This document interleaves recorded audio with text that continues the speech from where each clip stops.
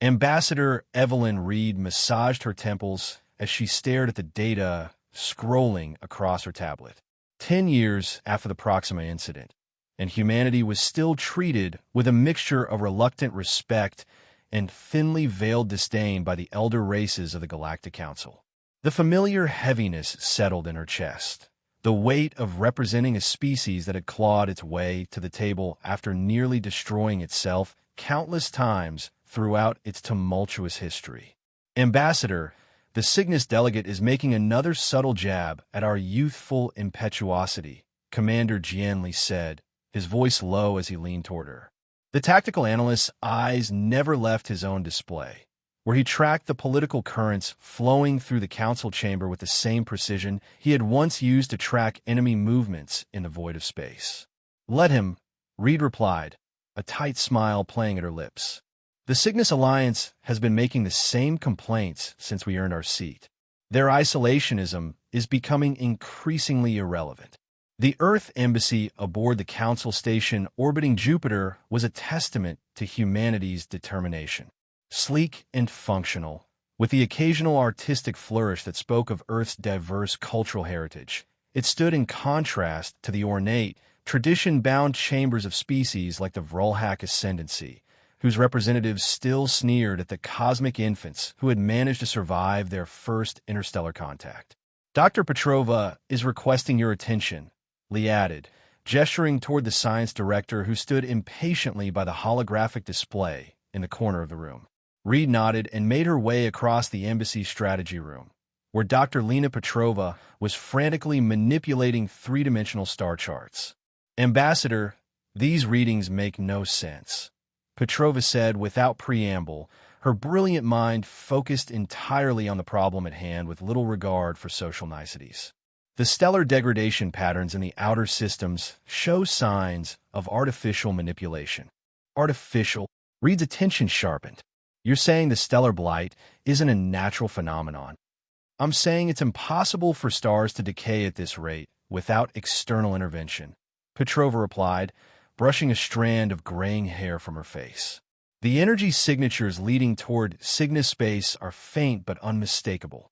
This stellar blight, as it had been dubbed by council media, had emerged over the past 3 months, a mysterious phenomenon causing accelerated stellar decay in distant sectors primarily inhabited by minor species. Several planetary systems had already been evacuated, their populations joining the swelling ranks of refugees seeking asylum throughout council space. Dr. Thorne's assessment, Reed asked, referring to their cultural liaison. In his quarters, parsing through informant reports, Lee answered. He's been speaking with representatives from the affected worlds. Apparently, there have been whispers of strange energy signatures preceding each blight outbreak. Reed's calm unit chimed, and the face of Dr. Eris Thorne appeared. The xenocultural liaison's expression was grim. Ambassador, we need to talk. I've been hearing concerning rumors from the minor species delegates. Unauthorized ships, stealth vessels, and blight zones that match no known fleet signatures. Not even Dominion. Come to the strategy room, Reed instructed, and bring whatever evidence you've gathered. As the Council's emergency session dragged into its 3rd day, Reed watched with growing frustration as elder species representatives proposed lengthy research committees and non-binding resolutions. The desperate pleas from delegates of affected worlds were met with platitudes and bureaucratic assurances. The Galactic Council acknowledges the concerns of the Palaxian representative, intoned the Arbiter, a member of the ancient Morris species who had overseen council proceedings for nearly 2 centuries. We shall establish a committee to evaluate the appropriate response to these stellar anomalies. Reed checked the speaking schedule again. Earth's delegation had been placed near the end, a not-so-subtle reminder of their junior status despite humanity's proven strategic acumen during the Proxima incident. They're stalling, Lee whispered. I've mapped the blight's progression. If it continues along its current trajectory, it will eventually threaten major trade routes of the elder species, but not for months. They believe they have time. Time that the affected worlds don't have, Reed replied. Back at the Earth Embassy, Reed gathered her core team for a critical assessment. Let's hear it, she said, gesturing for Petrova to begin. The science director activated the holographic display. The energy patterns are consistent with advanced stellar siphoning technology. Someone or something is harvesting energy on a massive scale, far beyond anything even the most advanced council races have demonstrated publicly. And the trail?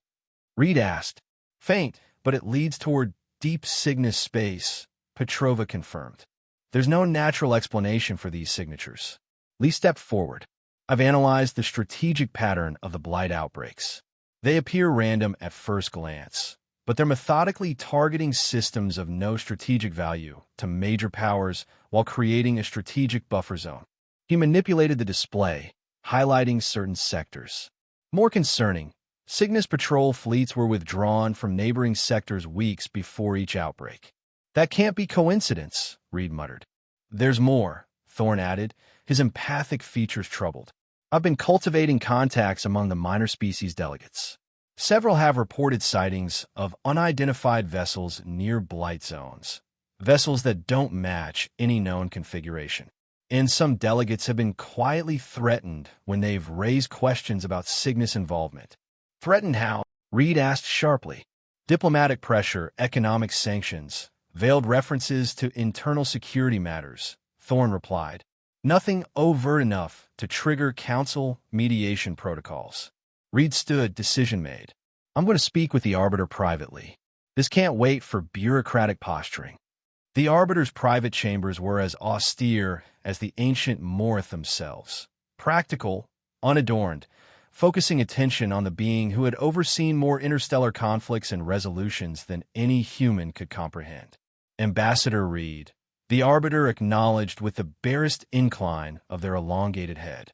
The council session is not yet adjourned.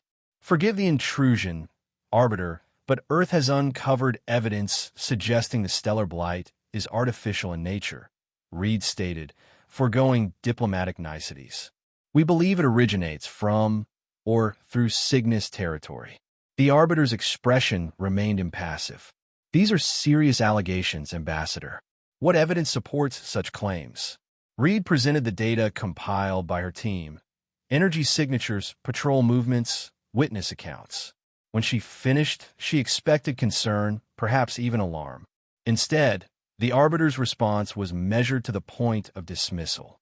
Your analysis is interesting, Ambassador. However, it relies heavily on human interpretation of limited data. The Council must proceed cautiously with claims that could destabilize our fragile peace. While we deliberate, worlds are dying, Reed pressed, and rushing to judgment could ignite conflicts that destroy many more, the Arbiter countered. These matters require the careful consideration that comes with millennia of diplomatic experience, something humanity has yet to acquire. After departing the Arbiter's chambers, Reed sought out the Vrolhak ambassador, not Skotrol, who had represented the Ascendancy during the Proxima incident, but a more pragmatic successor named HFY. The Vrolhak response proved equally frustrating.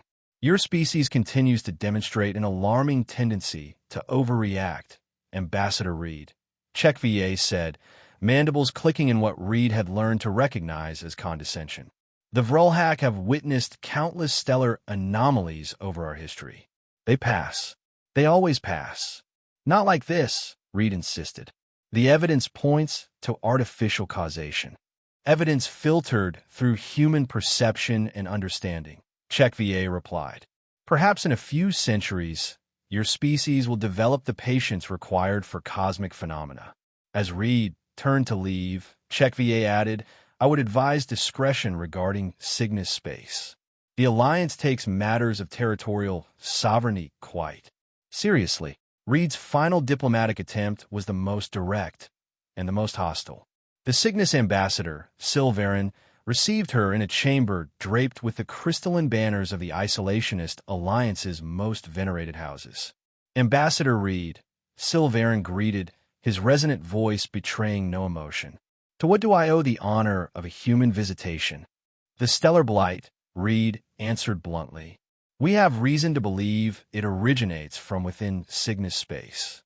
Silverin's multifaceted eyes glittered. A bold accusation from Earth's representative. One might consider such statements provocative, even dangerous. We're not accusing the Cygnus Alliance of causing the blight, Reed clarified. But something is using your territory, perhaps without your knowledge. The internal security of Alliance space is not a matter for Council deliberation, Silverin replied coldly.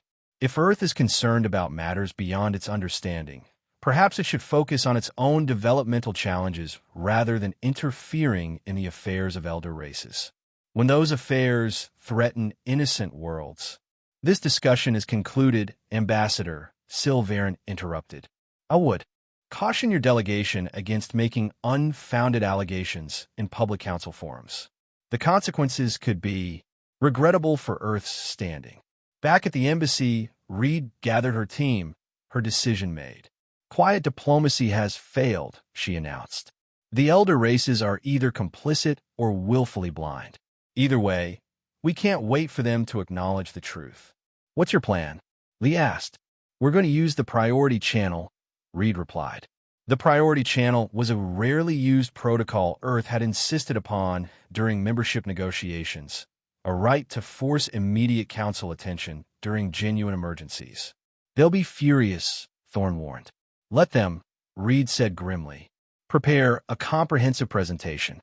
When our speaking slot arrives tomorrow, we'll be ready to present irrefutable evidence. No more diplomacy in the shadows. The council chamber hummed with the murmured conversations of hundreds of delegates representing species across the galaxy. Reed watched as yet another minor species representative, a Tellarite from a system already experiencing the early stages of stellar blight, pleaded for immediate assistance. The council acknowledges the Tellarite concerns, the Arbiter intoned with the same measured response that had been offered to every affected world. We shall add your system to the observation protocol. The Tellarite delegates' facial tentacles drooped in obvious despair as they returned to their seat. Moving to the next scheduled speaker, the Arbiter continued, the delegation from the Garmillion hegemony will now address the assembly regarding trade route adjustments in the Outer Rim. Reed caught Lee's eye and nodded slightly. The commander activated their delegation's priority channel, and a piercing tone cut through the chamber, silencing all conversation. The sound was designed to be universally attention-grabbing across species with varied auditory perception. Arbiter, with all due respect, Reed's amplified voice rang out. The Earth delegation invokes emergency speaking privileges on a matter of imminent galactic security. A wave of shocked murmurs swept through the chamber. The priority channel had not been activated in over 15 years. Not since the early days of the Dominion conflict. The Arbiter stood frozen, clearly unprepared for this procedural maneuver from the human delegation. Ambassador Reed, the Arbiter finally responded, their composure slipping momentarily. This is most irregular. The Earth delegation is scheduled to speak, by which time more stars will have died, more worlds evacuated. Reed interrupted, already moving toward the central speaking platform without waiting for permission. Time is a luxury the affected worlds do not have. The Vrolhak delegate rose from their seat.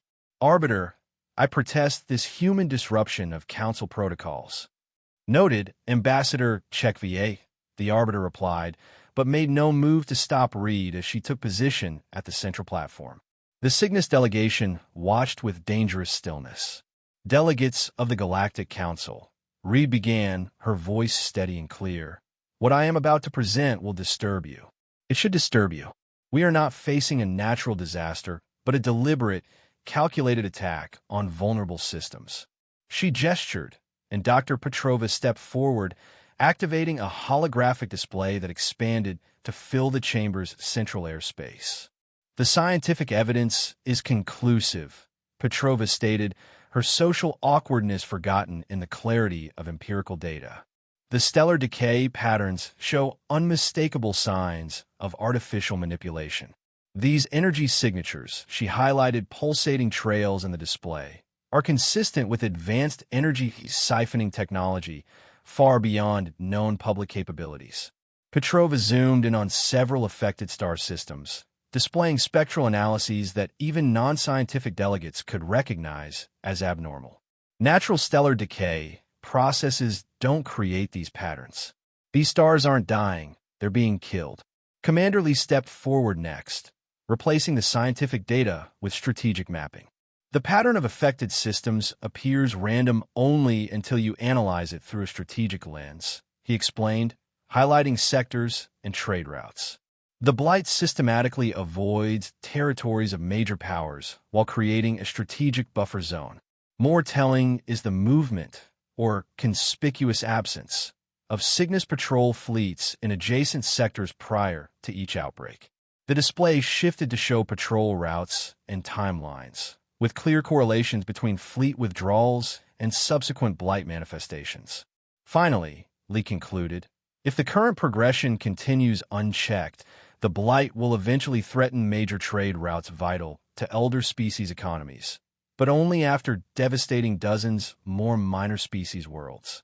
Dr. Thorne took the platform next, his naturally empathic features grave. I've compiled eyewitness accounts from multiple affected systems, he said, as the hologram displayed translated testimonies. Independent witnesses across 12 systems reported sightings of unidentified vessels near their stars shortly before blight symptoms appeared. These ships match no known fleet configuration, not even Dominion remnants. Thorne highlighted key phrases for the testimonies: cloaked vessels, unknown configuration, appeared and vanished without transit signatures. Most critically, Thorne concluded, multiple delegates from affected worlds report being warned against unwarranted speculation regarding Cygnus involvement before they had publicly suggested any such connection. Reed returned to the central position as her team's presentation concluded. The chamber had fallen into shocked silence as the comprehensive evidence unfolded. The evidence points to a sophisticated energy harvesting operation, potentially originating from or operating through Cygnus Alliance territory, Reed stated firmly. Whether the Alliance bears direct responsibility, negligent complicity, or is itself a victim of an unidentified entity operating within their borders remains unclear. But their lack of transparency and active obstruction of investigation is unacceptable while billions of lives hang in the balance. The Cygnus ambassador rose, his crystalline adornments chiming with the sudden movement. Arbiter, I demand the human delegate be censured for these unfounded accusations. This is slander against the Cygnus Alliance based on manipulated data and human paranoia. The Vrolhak representative joined in. Where is your proof, human? Not conjecture, not patterns, proof. The arbiter raised a hand for order. Ambassador Reed, you have presented concerning information, but as Ambassador Silvera notes, this falls short of definitive proof of Cygnus involvement. The Council must proceed with caution before. The protocols of this Council have failed the dying worlds. Reed interrupted, her voice hardening. You debate while stars die. You form committees while civilizations collapse. Is this the legacy of 10,000 years of galactic cooperation? Process over people? A ripple of uncomfortable movement passed through the chamber. Humanity knows the cost of inaction. Reed continued, her words measured but forceful. Earth learned that lesson through centuries of self-destruction. We will not allow that lesson to be ignored on a galactic scale. Reed straightened, her posture shifting from diplomatic to commanding. The Earth delegation formally demands the Council authorize an immediate multi-species investigative fleet with full access to all affected regions, including Cygnus border territories. We demand the Cygnus Alliance provide full cooperation or face galactic sanctions and containment measures. Gasps echoed through the chamber at the boldness of the demand. No junior species had ever made such direct demands of an elder race, let alone the isolationist Cygnus. And if this council cannot act, Reed continued, her voice dropping to a dangerous calm, Earth will. We have already dispatched scientific vessels to the blight borders under mutual defense treaties with several affected species. We will gather the truth, and we will protect those who seek our aid. Reed's eyes swept the chamber, meeting the gaze of elder race representatives who had dismissed humanity for decades. We do not demand the right to lead, but we will not shirk the responsibility to act. The era when humanity's voice could be interrupted and ignored is over. Complete silence enveloped the council chamber. Not a delegate stirred, not a communication device chimed. The arbiter stood frozen, the Vrolhak representative stunned, the Cygnus ambassador dangerously still, all rendered speechless by the audacity and the undeniable shift in power dynamics. Delegates from the minor species looked on with newfound hope, while even some elder races appeared contemplative, perhaps ashamed. The silence stretched for nearly a full minute before it was broken by an unexpected voice. The representative from Arturia supports Earth's call for investigation. The speaker was the successor to Ambassador Kirillin, a respected moderate voice among the elder races who had been one of the first to recognize humanity's potential during the Proxima crisis. The evidence presented, while circumstantial, is too compelling to dismiss, the Arturian continued. If we are truly a council founded on principles of mutual protection, we cannot ignore such threats regardless of their source. Emboldened, a cascade of supporting voices followed, first from affected worlds, then from neutral territories, and finally from several middle-tier powers who recognized the shifting political winds. The Vrolhak ambassador, Czech VA, rose slowly. The ascendancy, he began, mandibles working as if the words pained him, acknowledges the concerning nature of the evidence presented. We would support an investigation following proper rapid response protocols. All eyes turned to the Cygnus delegation. Ambassador Silverin's multifaceted eyes narrowed to glittering slits. The Cygnus Alliance rejects these baseless accusations, he stated coldly. However, we recognize the Council's prerogative to investigate matters of galactic security. We will permit a limited investigative presence in our border regions, provided appropriate diplomatic safeguards are maintained. It was a partial retreat, wrapped in the language of magnanimous concession, but everyone in the chamber recognized it for what it was, capitulation in the face of overwhelming council sentiment. The arbiter, recovering their composure, called for a formal vote. The measure passed with overwhelming support. A joint investigative fleet would be formed immediately, co-commanded by an Earth officer and a respected neutral species representative, with clear authority to access all affected regions, including Cygnus border territories. In the days that followed, Reed and her team coordinated closely with the fleet command, sharing all available data. Earth's scientific vessels, already in position at the Blight borders, provided critical real-time intelligence. The initial reports confirmed humanity's suspicions. Artificial energy signatures were detected at multiple affected stars, and stealth Cygnus reconnaissance vessels were caught attempting to interfere with the investigation, proving their duplicity. As evidence mounted, the Cygnus government faced internal collapse under galactic pressure and revelations about the actions of a rogue military faction, though some suspected a deeper conspiracy. 3 weeks after Reed's address to the Council, the investigation uncovered the full truth.